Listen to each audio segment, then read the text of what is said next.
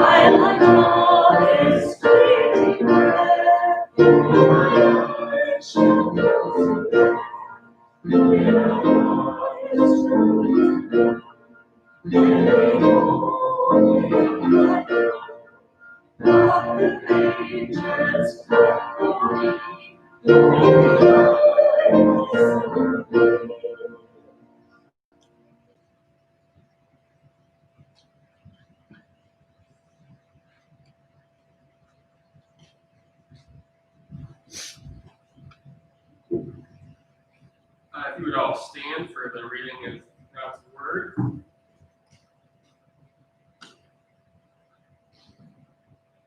Great to have you back in playing, Delta.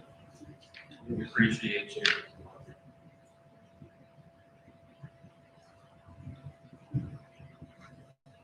Today we'll be in Matthew chapter 17, verses 14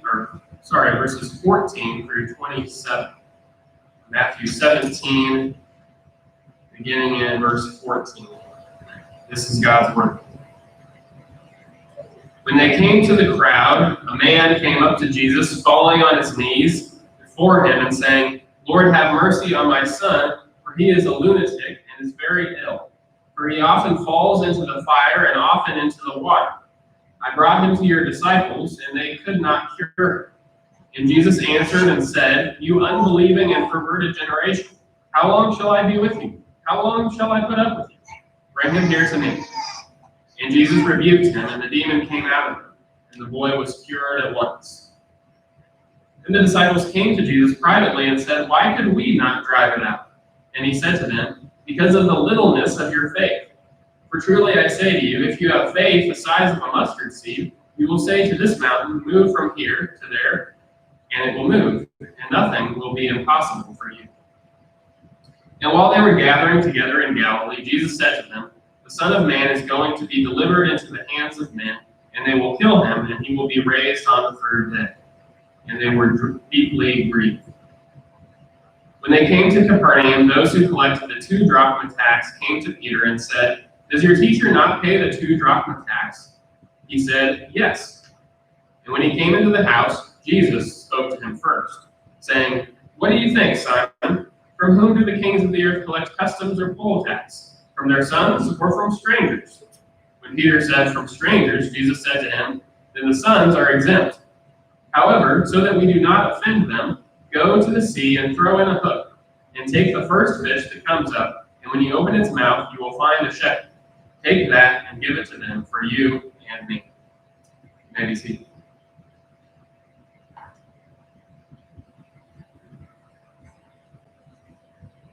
Let's pray. Father, we thank you for your word. We thank you for the nourishment that it gives us. We thank you that it is like bread to us that keeps us fed spiritually, that fills us with good things, that when we walk away from your word and feel satisfied and that our life is as it should be, that is not a coincidence, that is something that your spirit fills us with. And so, Lord, we recognize that and ask for you to fill us with your word today. And we pray this in Christ's name. One of the TV shows I enjoyed watching when I was growing up that was one of the better sitcoms, I would say, of recent memory was a show called Boy Meets World. It was on in the 90s, and in one of the episodes of this show, Corey Matthews is the main character, and he's about 11 years old in the first season of the show. And he's sitting with his friends, and they're having a very typical boy conversation. They're asking, if you could have any superhero as your dad, which one would it be? And they kind of throw out some options, and Corey says, yeah, you want Batman, but can Batman fly? Can he see through walls? I don't think so. I want Superman as my dad. And so they're just being kids, and as they continue to be kids, they discuss how upcoming in their week is something called the Water War. And during this water war, all the kids would get together with their squirt guns, and they'd have a water war, I guess. And the problem was that Corey didn't have the best squirt gun that he wanted to be able to do well at the water war. He just had these little dinky water pistols. And so what Corey decides he's going to do is a very non-kid-like thing. And that is, I'm going to find some sort of a job and work for money so I can buy my squirt gun. And so Corey goes and he spray paints his neighbor, who is also his teacher, Mr. Feeney. He spray paints his shutters, and he leans them up against his family's own white fence. And unfortunately, the spray paint also goes through those shutters and gets the fence. And so as he's looking at what he's done with his parents, he says, his mom says, didn't you think that since light goes through those shutters that the paint would go through as well? He said, it's official, I'm an idiot. And his dad says, you're not an idiot, you're a kid. And so Corey, to learn his lesson, has to paint their own fence back to its original white. And he's still painting when his dad gets home from work later, and the water war has already begun, and Corey had the money to buy his squirt gun, but he couldn't make it to the water war. And so his dad gets back, he sees the water gun, and he says, oh, this is the one you've been working for, huh? This is pretty slick. And he says, well, it's too bad I can't use it. He said, well, what do you mean? He says, well, the water war already started. And his dad said, well, you can use it if you run. And so he lets him go and enjoy the rest of the water war.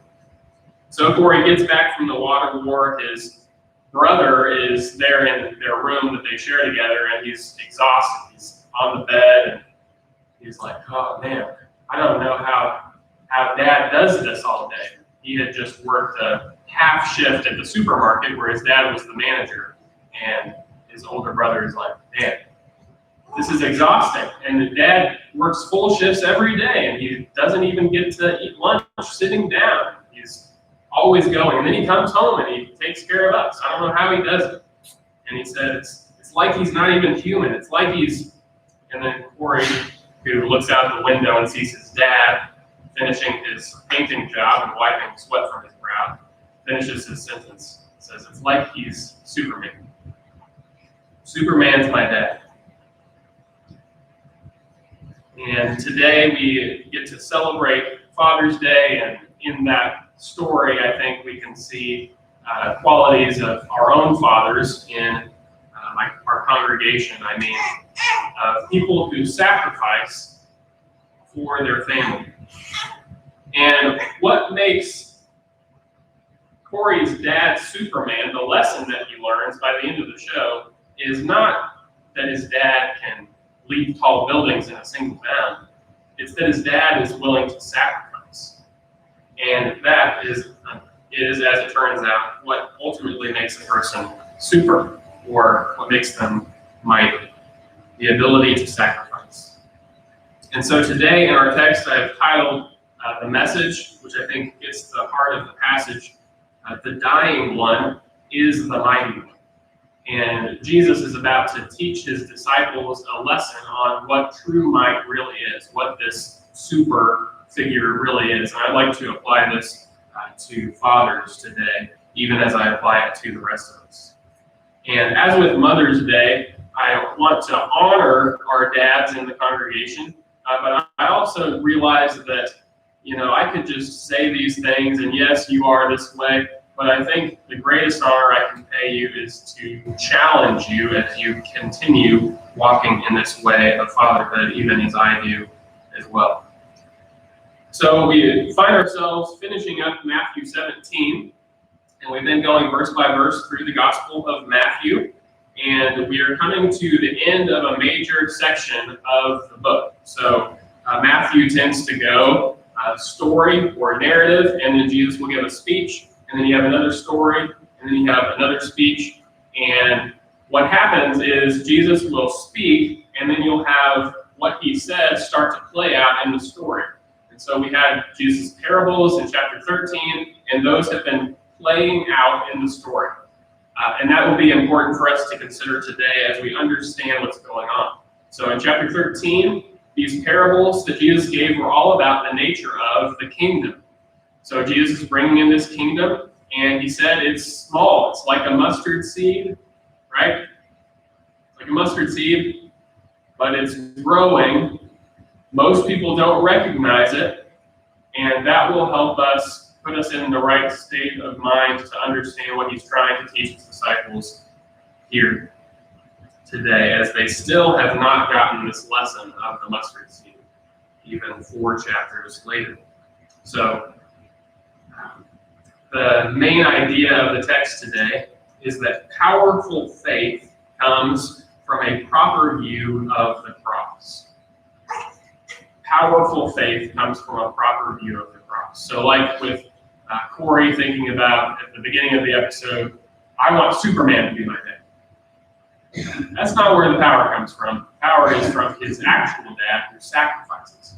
And so powerful faith comes not from mustering up all the power that we can ourselves. It comes from a proper view of the cross, which is by nature something the world thinks of as incredibly weak. And that is the lesson that's so hard for us, even I think as seasoned Christians, to continue to grasp. So the passage, it seems like we have 3 different passages that I've sort of read together, but these are intended to be understood together. So first we see a failure. The disciples cannot drive out this demon from the man's son. And so from the failure, Jesus then goes to the corrective. And he just briefly predicts for the second time to all of his disciples that he's going to die. And the fact that he mentions it so briefly means that we should be reading this with the context. So in other words, it's not that Jesus is just saying this. He's saying the reason why you can't do that is because you have not gotten this. So his death is the corrective.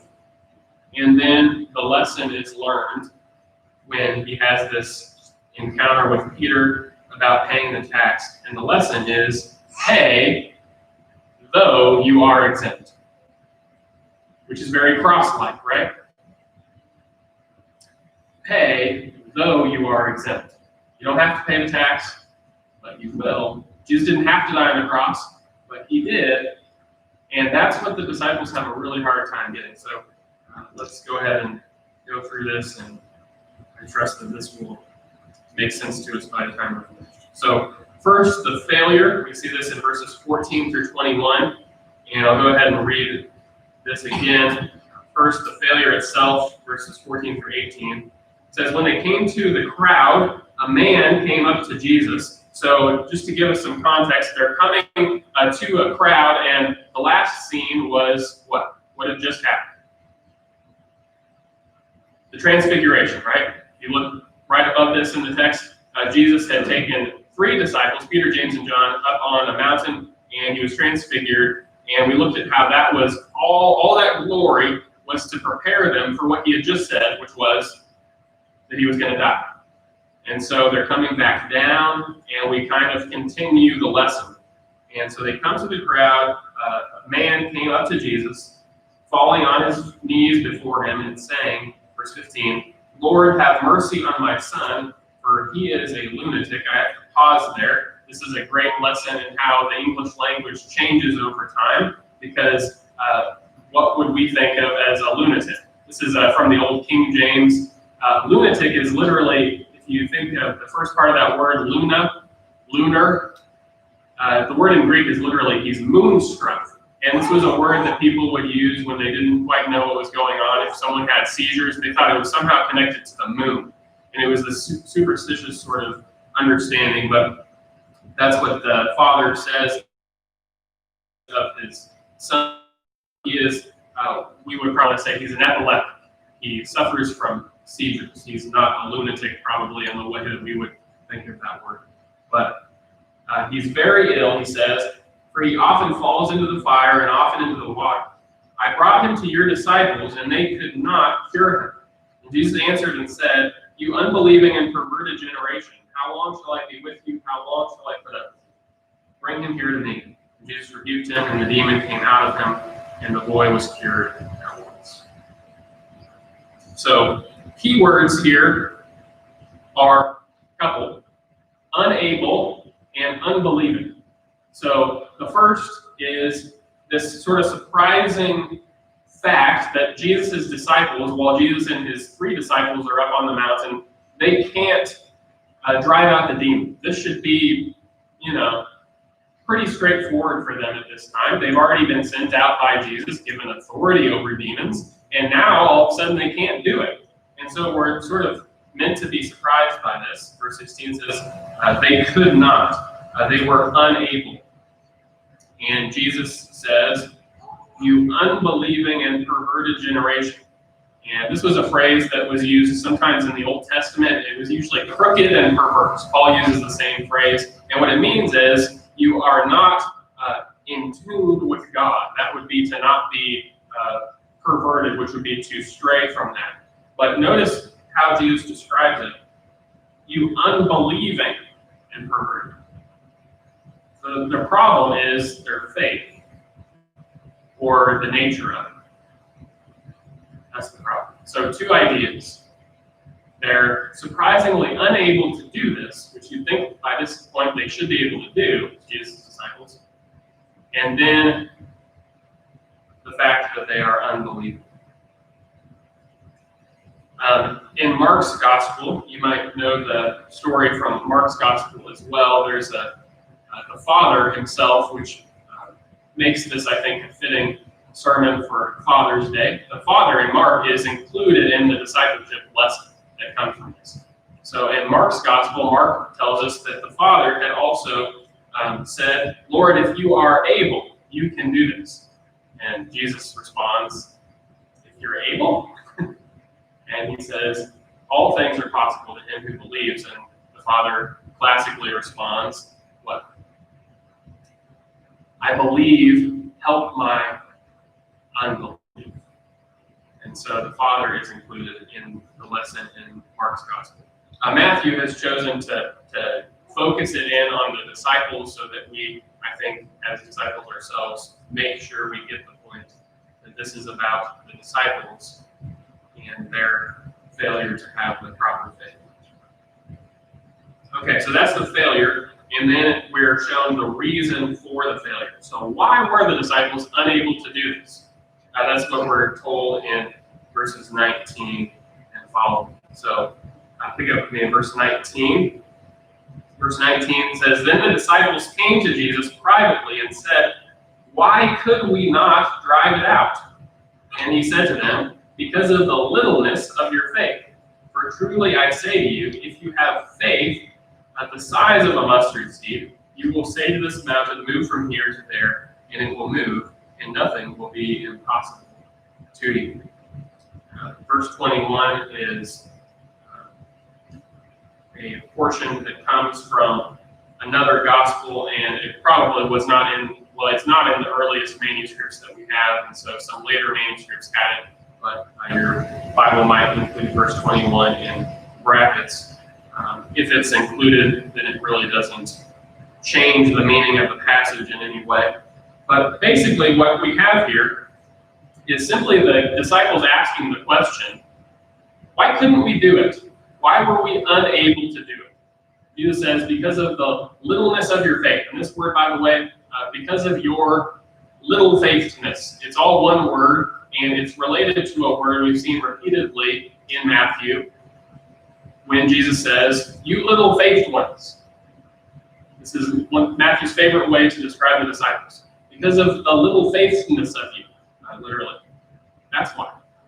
And then he says, if you have faith like a mustard seed, then you could have done it, and you'll say to this mountain, move. He doesn't literally mean this is literally.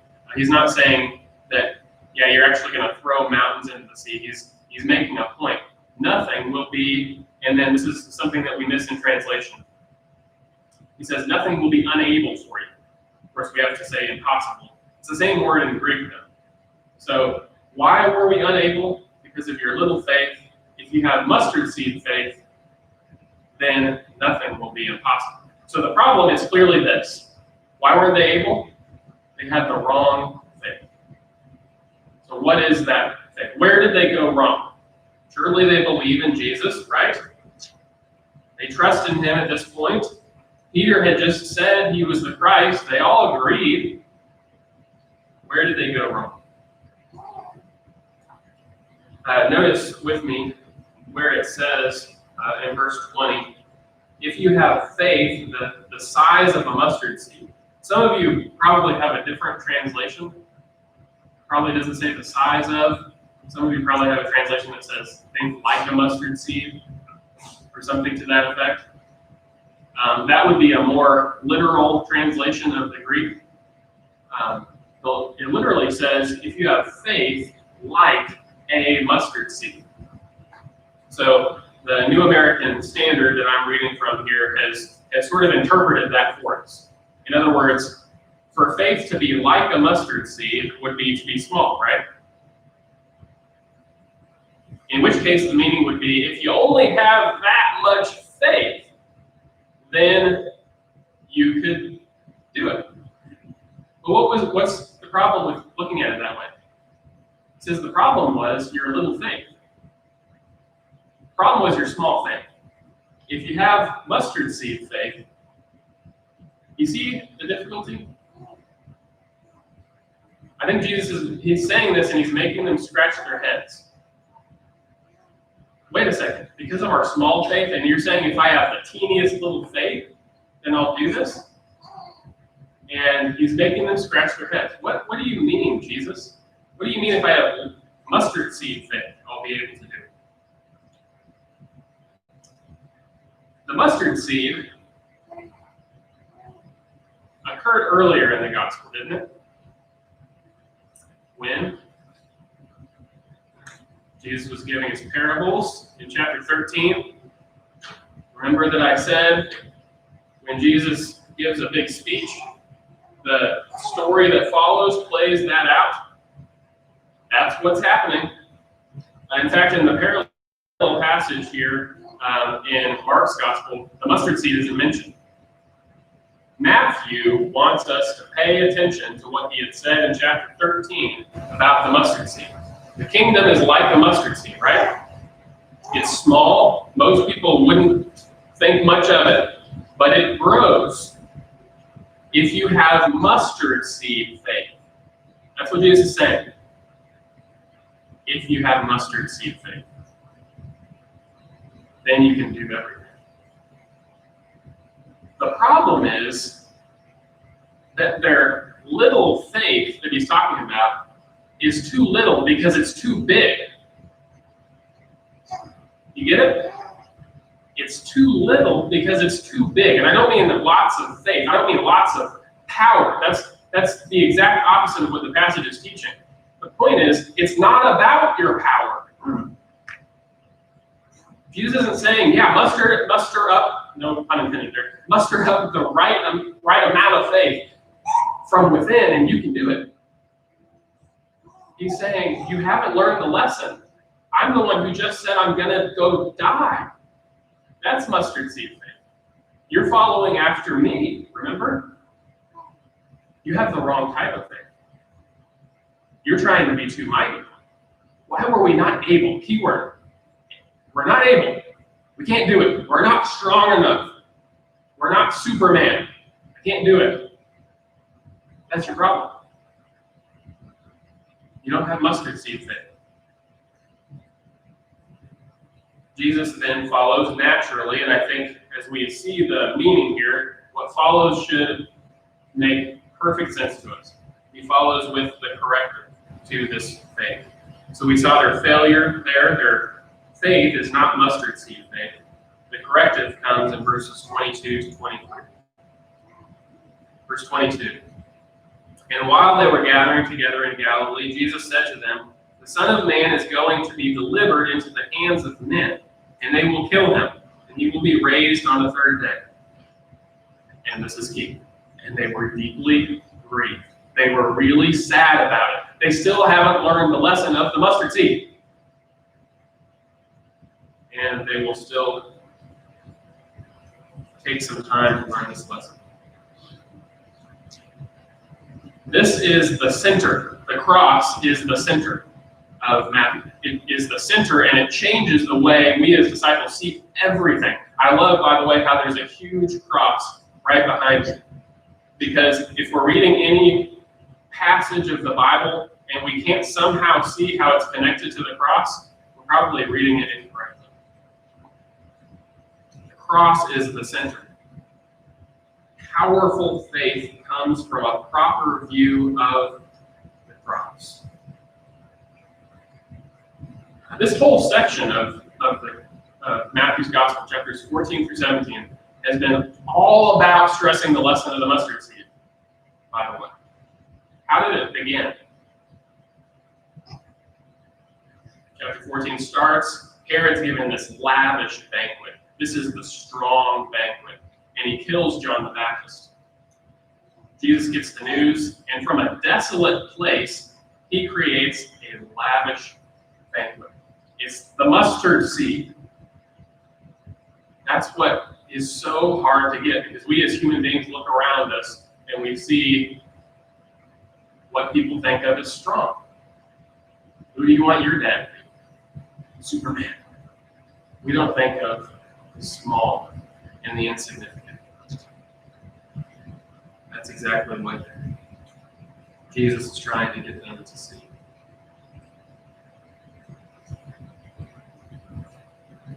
Corey Matthews' dad was strong, was Superman, as he came to understand by the end of the show, because he was the one who did things without having to get credit, who sacrificed for his family. And that is what we as fathers should aim for as well. That is Christian parenting. That is, as we sang about, having Christian homes. Okay, so that's the corrective. The cross is the corrective to their failure to not have mustard seed faith. And then third, we learn the lesson. And that comes in verses 24 through 27. So 24 through 27 are a passage that is unique to Matthew's gospel. And commentators come to this and they're like, I don't know why it's thrown in here. But I trust that as we see the development of thought, why this makes perfect sense now, why it's put where it is. So, verse 24. When they came to Capernaum, those who collected the 2 drachma tax came to Peter and said, "Does your teacher not pay the 2 drachma tax?" He said, "Yes." And when he came into the house, Jesus spoke to him first, saying, "What do you think, Simon? From whom do the kings of the earth collect customs or poll tax? From their sons or from strangers?" When Peter said, "From strangers," Jesus said to him, "Then the sons are exempt. However, so that we do not offend them, go to the sea and throw in a hook and take the first fish that comes up. And when you open its mouth, you will find a shekel.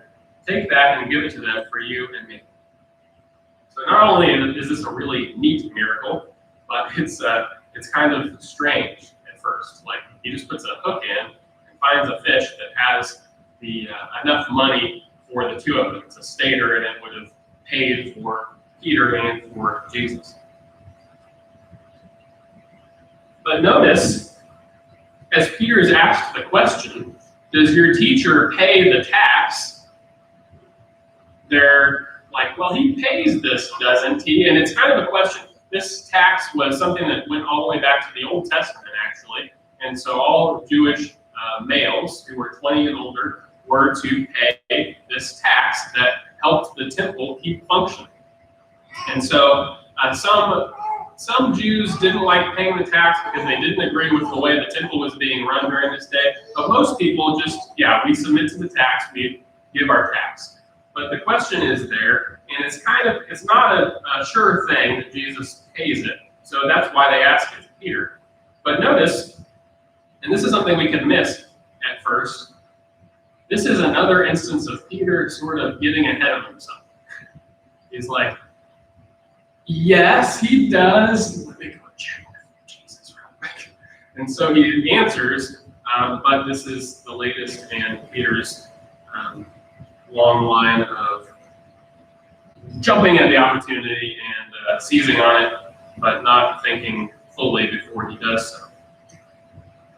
And the problem with Peter is that his eyes are fixed on strength and what he can see around him. He's got the big temple and the establishment in his mind, which is normal, right? That's normal. That was Peter's world. Jesus has come into that world and he's like, oh yeah, Jesus is going to pay that tax. Think about how big of a deal Jesus was when he came on the scene. To not pay the tax would be an incredible statement, because you're essentially saying, I'm not supporting God's temple. But Jesus' response is surprising, knowing that. Because I think many of us even would assume with Peter, well, yeah, of course Jesus is going to pay the tax. It's even said in the Old Testament that you pay the tax. So he goes to Peter, and notice what Jesus does. In verse 25, it says, when Peter came into the house, Jesus spoke to him first, which means what? Jesus knew why he came. So we're immediately seeing Jesus' might here. He knows why he's there, and so he gives him this little analogy that's going to help him understand. He says, well, the kings of the earth, who do they collect their taxes from? Is it from their sons, or is it from the other people? Well, of course, it's from the other people. And so Jesus says something very surprising. The sons are exempt. And Jesus is saying, in no uncertain terms, I am exempt. Jesus had said, if you would go back to chapter 12, verse 6, Jesus said, and this was very striking for him to say this. We kind of take it for granted on this side of the cross. We're like, well, of course you would say that, Jesus. Jesus said, one greater than the temple is here. One greater than the temple. Does Jesus have to pay the tax? No, he doesn't. That's shocking. But the even more shocking thing is that Jesus goes ahead and pays the tax. Jesus pays the tax. The mighty one is the dying one. Jesus is the mighty one because he does not insist on what is his. This is the cross. And I hope you're seeing how much the cross extends to every aspect of life. It's not just like, yeah, I believe in what happened there, so I'll get to heaven. This extends to everything in life. Jesus' attitude is a cross-centered attitude. Yes, I'm the mighty one. How am I going to show that? I'm going to submit to death on a cross. I'm going to pay the tax. I don't have to pay the tax. The dying one is the mighty one. And we've seen this already time and time again in Matthew's gospel. We saw when Jesus was brought a man with a withered hand. Are you going to heal him on the Sabbath? And Jesus proved his might. He won the argument. He said, well, who of you, if you have an animal fall into a pit on the Sabbath, won't bring him out? If we're going to show compassion to animals, shouldn't we show compassion to humans? He wins the argument. He shows his might. And then it says they plotted to kill him. And what does the mighty one do? He fled. This shapes everything about who Jesus is. And it's supposed to, and here's the point, it's supposed to shape everything about who we are. If we come to church every week and all we get out of that symbol behind me is how I get to heaven, we've missed most of the New Testament. The cross shapes the way we live. Scholar David Turner says helpfully here with this miracle that Jesus shows and the humility that he shows by paying the tax. He says, quote, there is a striking blend of humility and power. So think humility and power in this passage. As Jesus works a miracle, think power, in order to submit, think humility, to the tax collectors and avoid causing them offense. The mighty one is the dying one.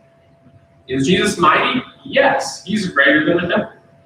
Is Jesus going to stand for truth? Sure thing. Of course he's going to stand for truth every time. Is Jesus going to step on other people to do those things? Not for a second. That's Jesus. He's the mightiest of the mighty, and he shows it through his submission. Why could the disciples not drive out the demon? They did not have mustard seed faith. They thought their faith was all about being strong. If I just have enough, why couldn't I? Why was I unable? It was never about that. It was never about that. Power through weakness. That is the Christian life. We live in, of course, a very charged cultural age. Right now, one of the latest events in a long string of events that will continue was J.K. Rowling, the author of Harry Potter, who is herself somewhat liberal in persuasion, was attacked by liberals for not being liberal enough because she said something, I don't know if you heard, about, she encountered language that said, people who menstruate, and she said, there used to be a word for that. Like, help me out, what was that word? And she was getting at women menstruate. But the statement, and people attacked her for saying this seemingly straightforward thing, that women are those who menstruate, because she was seemingly saying something against transgenders. And J.K. Rowling responded to all the backlash that she got with a very well thought out essay. Unfortunately, in our world, people don't have time to read an essay. You just have time to read a tweet. And so people still are up in arms about her. Many people are burning her books because she suggested that people who menstruate should be called women. It's a crazy world. So do we as Christians in a time like this, do we stand for truth? Of course. It's a non-negotiable. Of course we do. Do we step on other people to do that? No. Our world, more than at any time that I've been alive, requires us to have wisdom. And wisdom shaped by that behind me.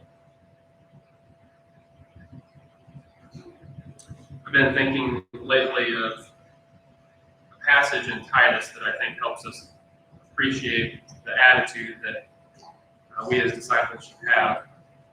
Titus chapter 3, verses 1 through 3. Paul says, remind them, that is the church, to be subject to rulers, to authorities, to be obedient, to be ready for every good deed, to malign no one, to be peaceable, gentle, showing every consideration for all men.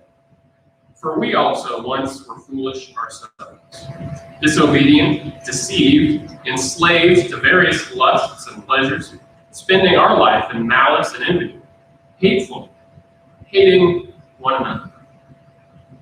He goes on to say, but when the kindness of our God and Savior and his love for humankind appeared, he saved us. So if we think we're going to have any impact in our society, if we are going to be able in our society to have an effect for God's kingdom, we have to think similarly. We serve the mightiest one, but the mighty one was not. Unfortunately, the disciples don't really get the lesson, even now. And next time we'll pick up into chapter 18 as Jesus starts another speech. And that chapter starts with the disciples arguing over who's the greatest. Who's the greatest of us? And I hope you're seeing how childish it all is when we think about it. And, unfortunately, how much it reflects our own natural tendencies. Which superhero do you want as your dad? Who's going to be the greatest? It's the same. It's a very childish conversation. And of course, Corey Matthews recognized my dad as Superman when he realized what true might really was, that it looked like sacrifice. And there's a reason, by the way, that little story about Corey and his dad resonates with us as human beings, that we see that and we recognize the beauty and the truth of it. Because it's biblical. I think even for a lot of people who aren't saved, there's something about, because we're all made in the image of God, that recognizes that and we're like, yeah, that is what is really beautiful. For a dad to sacrifice like that. As James Earl Jones says in one of the great fathers movies of all time, Field of Dreams, which I will be watching tonight, Lord willing. It reminds us of all that once was good and that could be again. And so Jesus today reminds us of all that once was good on the cross and that could be through us again. And that's, of course, what we want to take into our families, into our communities. So to dads especially, but to all of us, I want to encourage you all, as those who do work hard, as those who do so, I know, without thinking of your reward, to continue to do that, to recognize the wisdom of doing so, and to keep pressing on. We'll have a time of invitation, and just want to stress that the New Testament is consistent throughout. Might means death. Mustard seed faith is faith in one who died so that we could have life. So if you're here and you need to respond to that message, let today be that day. Let's pray together. God, we do thank you for this passage of Scripture. We thank you for Jesus and the incredible wisdom that he came to give, that only he, of course, could give. We thank you, Lord, that as we see the disciples be very slow to pick up on the lessons that you gave them, that we see our own slowness, our own tendency, even as Christians, to lose sight of the cross in our lives. Lord, help us not to lose sight of it. Help us always to come back and to realize that might comes through a mustard seed-like faith, came through death, and that should impact everything about the way we live. We pray this all in Christ's name.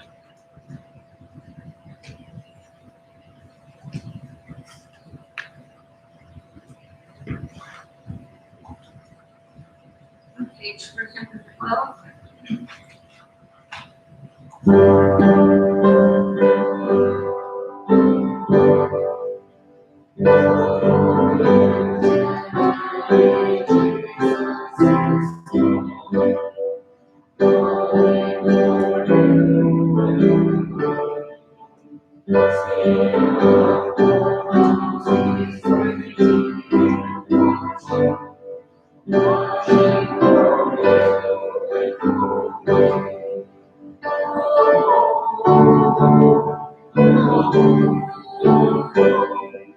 Jesus.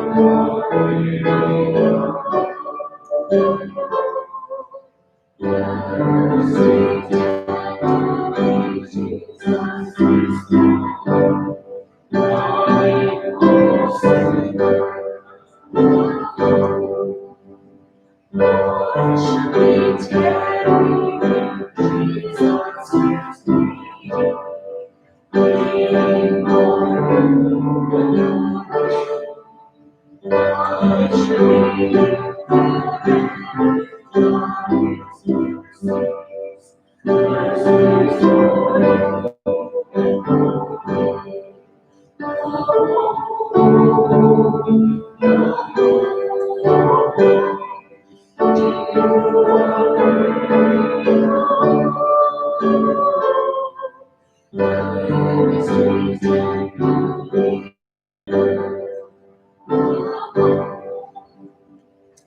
pray and you'll be dismissed. Father, we thank you that we can come to you as our Father, and we thank you that you show us what it means to love. We thank you that love is seen not in that we loved you, but that you first loved us and gave your Son for us. And so, Lord, help us to respond to that love. Help us as the disciples learn the same thing, that our faith is not about our own might, but it is about Christ and how he overcame through a cross. And Lord, help that to shape everything about the way we live. Lord, I pray for our families. I pray that you would continue to strengthen fathers, help them to be encouraged with the great task that you've given them to love their families self-sacrificially, and to, in so doing, show them the gospel every day in word and in deed. And Lord, we pray that you'd bless us all as we go from here. Help us to be a blessing to each other and to our community. We pray this in Christ's name. Amen.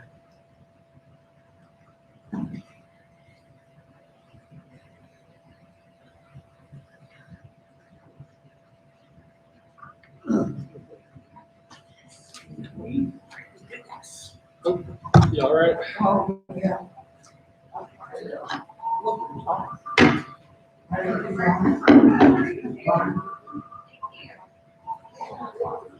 you there, Lloyd?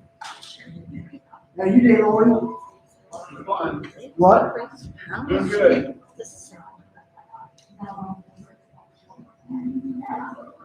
Are you there?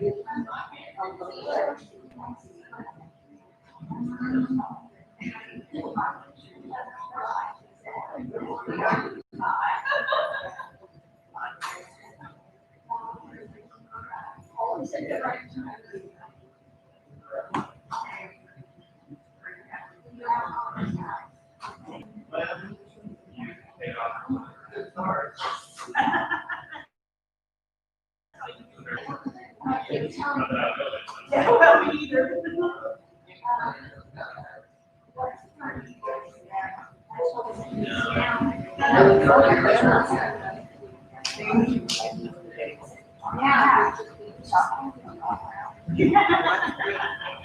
But this last week, it was every month.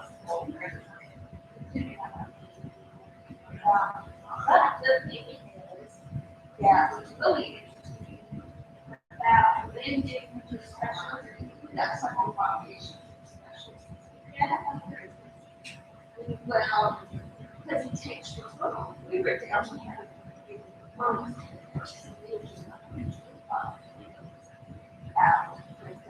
so you can't get into October. That right.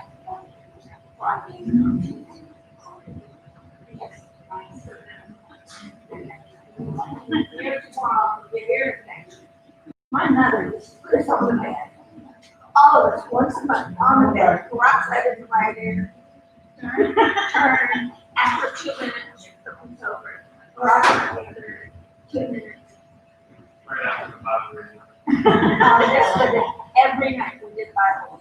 Every night. Can you imagine how much discipline it takes to get 6 kids in and read the Bible? Just getting them in. Gunnar, how are you today, huh? You did good? How are you? She's an energy. She's really tired. And he said she's Are you having very many people get in? And you know. Um, everybody- Says we had 3 this time, Oh, so